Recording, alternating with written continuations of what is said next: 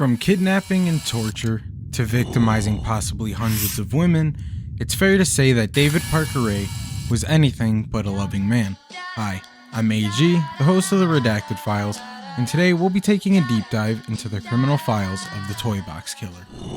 On the 22nd of March, 1999, 22-year-old Cynthia Haro would find herself pleading for help on the side of the road in New Mexico, naked with a chain and padlock around her neck. After making contact with police, she would expose that she was a victim of a kidnapping and sexual assault operation led by David Parker Ray. It was March 22nd, 1999.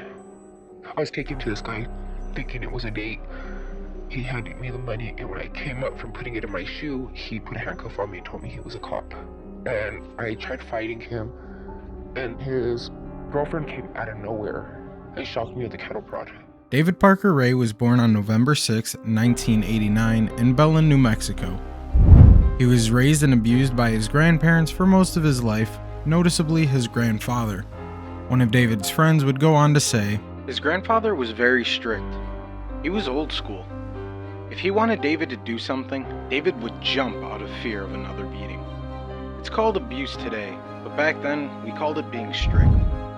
David found himself scared and alone on his grandparents' ranch, and this way of living would have affected him well into his teenage years of puberty. The FBI believed that David fantasized about sexually harming people at a very young age. His sister would come out and say that she found violent and graphic photos in his bedroom at just 13 years old. David claims he made his first victim at just 19 years old, when he kidnapped a woman at knife point, tied her to a tree, and tortured her to death. Throughout David's life, he would go on to commit countless crimes in his 22-foot white trailer that sat out in front of his residential home in Elephant Butte, New Mexico.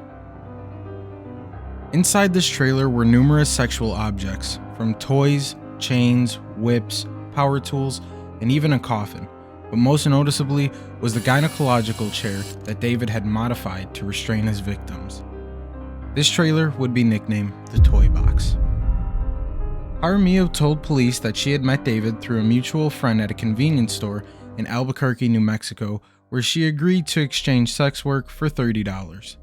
That's when David and his girlfriend, Cynthia Lee Hendy, pulled out a fake police badge and restrained Haro. They acted as law enforcement and took Haro back to their home in Elephant Butte.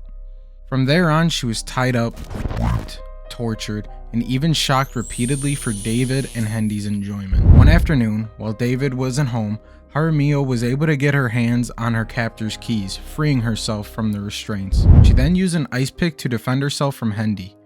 This allowed her to escape to a nearby trailer where the owner would call the police. This one brave act saved Haro's life and potentially many others as well, as a few days after, another victim would come forward stating that she was also kidnapped by David and Hendy and held for 4 days.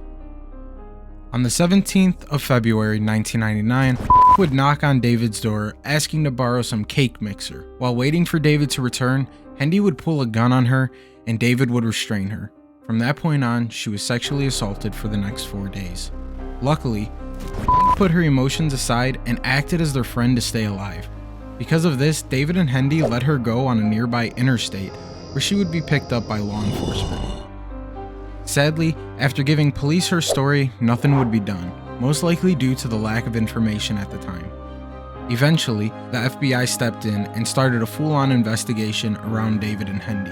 The FBI started looking for leads in other states such as Arizona and Texas, as David was known for spending some time there. Soon after, the investigation would spread like a wildfire across 10 different states with over 100 leads. Investigators decided to search David's home, where they would find 1,000 pieces of evidence, including photos of women who suffered the same fate as Haro. One of the most chilling pieces of evidence found was a tape recorder that David used as an introduction to anyone that found themselves at his mercy. "Okay, bitch, we both know what you've been brought here for.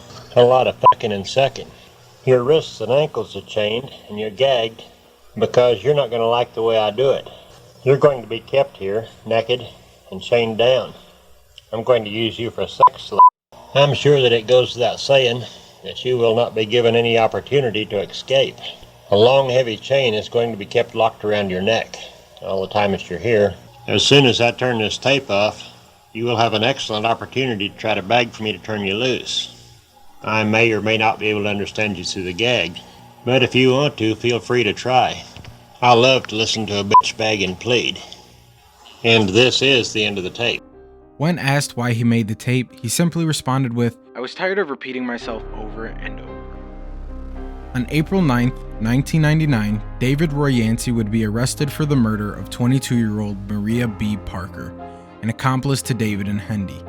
It's worth noting that David would be the only one arrested for murder in this investigation.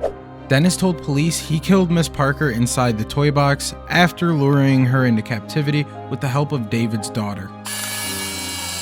At the time, David Parker Ray was also under investigation for the disappearance of 22-year-old Jill Troya. It's believed Jill was dating David's daughter at the time and was last seen with her at a restaurant in Albuquerque in 1995. During the investigation, police were able to identify one woman found on a video at David's property because of the tattoo on her leg. Had disappeared for a few days and then reappeared beaten and disorientated. Claimed she had gone out to a bar in Elephant Butte with some friends but ended the night alone with David's daughter.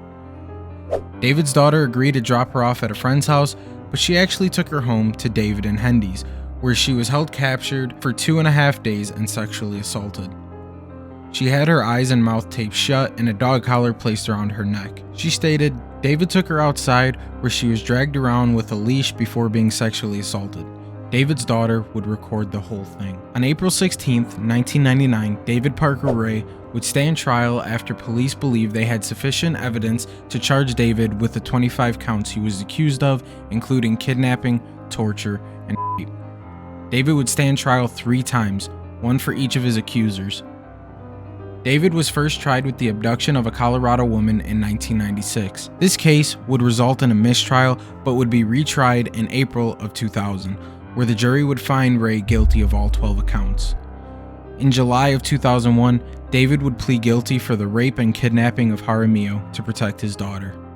Sadly, David never stood trial for his final accuser as she passed away before her case could be tried. Her case would be dismissed. In September of 2001, David Parker Ray would be sentenced to 223 years for both cases. Supposedly, as a part of a plea agreement, David was planned to help authorities share information on his past crimes, but after being sentenced, David refused to cooperate. David also claims he never committed any crimes and was quoted saying, I get my excitement from making women happy.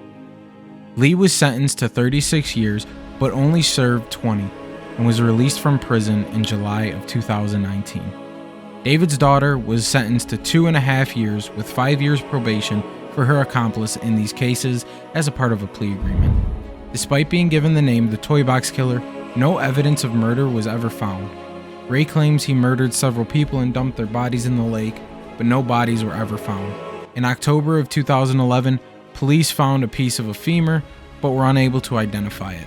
To this day, law enforcement in Elephant Butte, New Mexico, still believe that Ray was a murderer, and they just haven't found the body.